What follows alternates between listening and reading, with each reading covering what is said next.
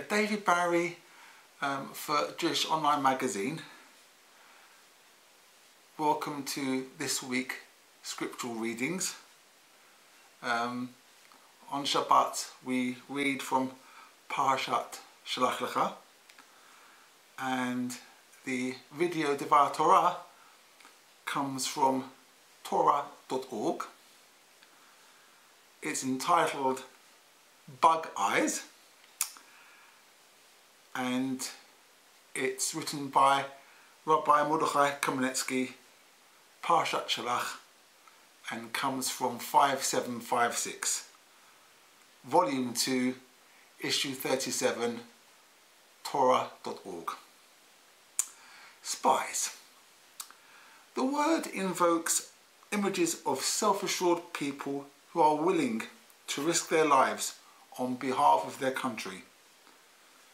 Before the Bnei Israel, the children of Israel, entered Canaan, Eretz Israel, Moshe sent spies who were supposed to be of that ilk.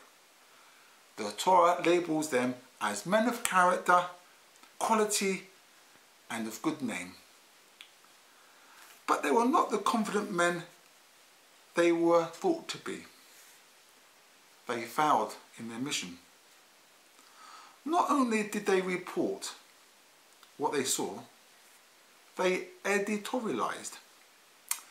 They instilled in the nation a profound fear of the future, claiming that the God who redeemed them from Egypt, split the sea, and miraculously sustained them in an empty Midbar desert, would be humbled by the giants that they would encounter in the conquest of Canaan, Eretz Israel. They informed the people, "We saw the sons of giants. We felt in our own eyes like grasshoppers next to them. And that is how we were considered in their eyes." The Talmud, Psalter 35a, discusses whether the spies actually overheard them say that they saw man like grasshoppers in their presence, or only imagined it. What relevance is there to relate what the giants may have said, or how they perceived the spies? The main thrust of the story is to show lack of faith in the Almighty and their spiritless self-evaluation, not the perception of others. Perhaps the Torah, in repeating the words of the giants and the perception of the spies, is teaching us a lesson in human behaviour and emotion. Since our story deals with the Canaanite giants, Rabbi Mordechai Kamenetsky would like to relate a tale regarding a Brooklyn Dodger. Jackie Robinson was hired in 1947 as the first black Major League Baseball player. Despite malicious racist harassment and appalling physical and verbal attacks, he played fearlessly and professionally. Throughout his career, he refrained from responding to the repulsive provocations while gaining notoriety as one of the greatest players of his era. What kept him going was his attitude. He felt equal to any white player. On the day of his professional debut, his wife was excited to attend his first major league performance. Before he left for the stadium, he gave her some advice. "You'll have no trouble spotting me out there on the ball field," he said with a smile. Then he paused. "I'll be wearing number 42. The Torah is relating the story of the Meraglim spies, yet it leaves us with a message of self-esteem.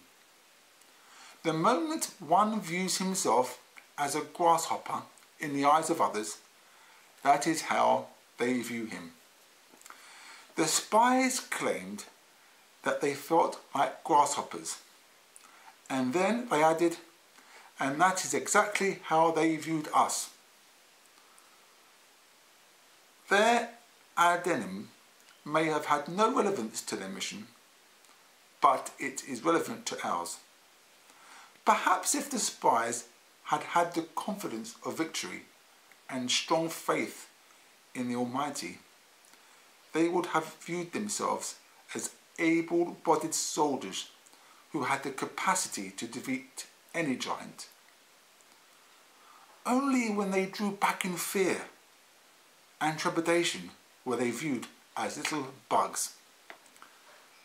The blessing in Vayikra, Leviticus, chapter 26,